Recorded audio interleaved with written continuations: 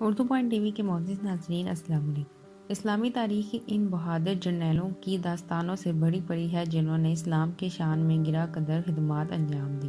ایسے ہی جنرل صلاح الدین ایوبی تھے جو فہرست میں سر فہرست ہیں، کیونکہ ان کی اعلیٰ قیادت نے نہ صرف عددی کمتری اور ہتھیاروں کی تلافی کی بلکہ فوجوں کو ناقابل تصور جرأت کے فوجی کارنامے انجام دینے کی تحریک بھی دی۔ وہ خدا کا عذاب رب کی طرف سے بدلہ اور یورپی بادشاہوں کے لیے ایک عظیم دشمن کے طور پر جانا جاتا تھا۔ معزز ناظرین، آج کی ویڈیو میں ہم سلطان صلاح الدین ایوبی کی زندگی کے بارے میں جانیں گے اور یہ جانیں گے کہ انہوں نے یروشلم کو کیسے آزاد کروایا۔ لہٰذا ویڈیو کو آخر تک دیکھیے گا، اور اگر آپ چینل پر نئے ہیں تو چینل کو سبسکرائب بھی کر دیجیے گا۔ عراق کے شہر تکریت میں پیدا ہوئے ان کا نام یوسف ابن ایوب رکھا گیا۔ مغربی دنیا میں ان کا لقب صلاح الدین اور رکھا گیا۔ 1167 میں وہ اپنے چچا شرقہ کے ساتھ موصل اور حلب کے حکمران نور الدین زنگی کے حکم پر مصر کی مہم پر گئے تاکہ صلیبیوں کے حملے کے خلاف فاطمیہ کے حکمران کی مدد کی جا سکے۔ چچا کی وفات کے بعد صلاح الدین ایوبی مصر کے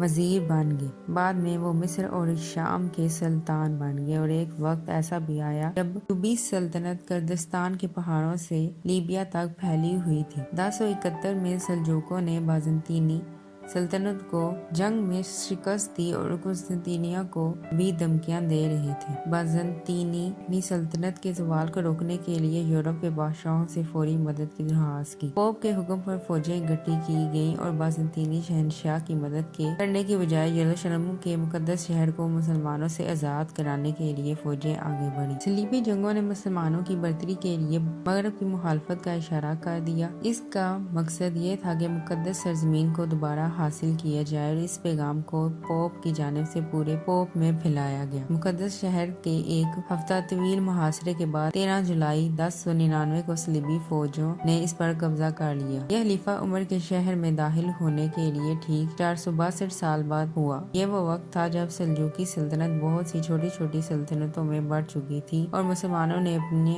آپ کو صلیبیوں کے خلاف ہفتہ وار پایا۔ ایک ترک امیر عماد الدین زنگی جو موصل کا حکمران تھا نے موصل اور حلب کو ایک ریاست میں ملایا کر صلیبیوں کو ہلکارا۔ یہ کوشش ان کے بیٹے نور الدین زنگی نے جاری رکھی، جس نے مسلمانوں کو متحد کرنے کی کوشش کی۔ نور الدین زنگی کی موت کے بعد صلاح الدین ایک آزاد حکمران بن گیا جس نے شام پر قبضہ کر لیا اور مصر، حجاز، یمن اور شام کے سلطان بن گئے۔ ایوبی نے یروشلم کو آزاد کرنے کا فیصلہ کیا۔ مقدس شہر اس کا مذہبی فریضہ تھا، تاہم اس دوران حشے قاتل نمایاں ہو گئے جنہوں نے ایوبی کی زندگی پر 2 ناکام کوششیں کی۔ سلطان صلاح الدین ایوبی نے یروشلم کی نائٹ رینالڈ کے ساتھ ایک امن معاہدے پر دستخط کیے، جس نے کئی بار مسلمان زائرین کو قتل اور قافلوں کو لوٹ کر جنگ بندی کی خلاف ورزی کی۔ اس سبق سکھانے اور مقدس شہر کو آزاد کرانے کے لیے سلطان صلاح الدین ایوبی نے یروشلم کی طرف کوچ کیا۔ لسنگان کے متحد صلیبی فوجوں نے سلطان صلاح الدین ایوبی کی فوجوں کا سامنا کرنے کے لیے 20 کلومیٹر تک مارچ کیا اور حطین میں پڑاؤ ڈالا۔ علاقوں میں پانی کا واحد ذریعہ ایوبی افواج نے بند کر دیا تھا۔ کئی دنوں کی جھڑپوں اور شدید لڑائی کے بعد ایوبی کی فوج نے صلیبیوں کو عبرتناک شکست دی۔ ستمبر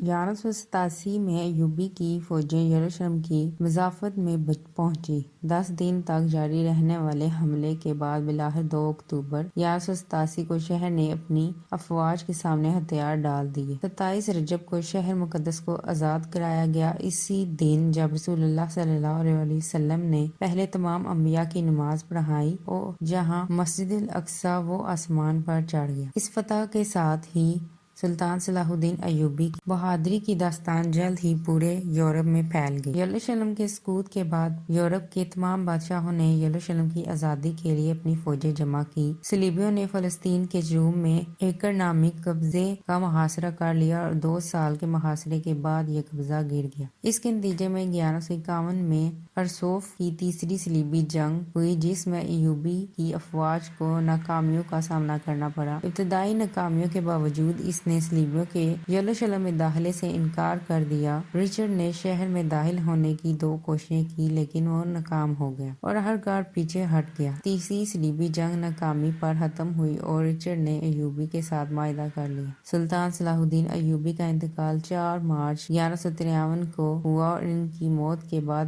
سلطان صلاح الدین ایوبی خاندان جاری رہا اور کئی دہائیوں تک شام اور مصر پر حکومت کی۔ وہ ایک بہترین فوجی جرنیل تھے جن کی ان کے دشمن بھی یکساں احترام کرتے تھے اور وہ خدا پر پختہ یقین رکھنے والا آدمی تھا جو اس کی طاقت کا ذریعہ تھا۔ وہ انسان دوست اور معاف کرنے والے تھے اور اس نے یروشلم پر قبضے کے بعد عیسائیوں اور یہودیوں کے ساتھ انتہائی بزرگی کا مظاہرہ کیا۔ اس کی کامیابی کا راز خدا پر ایمان اور اپنی رعایا سے محبت تھی۔ سلطان صلاح الدین ایوبی نے دولت سے دوری اختیار کی اور بے دردی سے مر گئے۔ آپ کے انتقال کے وقت آپ کی کل ملکیت 47 درہم تھی۔ ساری زندگی آپ نے جہاد فی سبیل اللہ کیا اور مال جمع کرنے کی بجائے صدقہ خیرات میں خرچ کر دیا۔ سلطان صلاح الدین ایوبی کو پوری زندگی حج کرنے کا شوق رہا لیکن جہاد کی وجہ سے وہ حج نہ کر سکے۔ پوائنٹ ٹی وی کے معزز ناظرین، امید ہے آپ کو ہماری ویڈیو اچھی لگی ہوگی۔ حسب معمول اگر ویڈیو اچھی لگی ہے تو ویڈیو کو لائک کرنا اور چینل کو سبسکرائب کرنا مت بھولیے گا۔ ملتے ہیں آپ سے اسی طرح کی تاریخی، سائنسی، تحقیقی اور اسلامی ویڈیو کے ساتھ۔ تب تک کے لیے اللہ نگہبان۔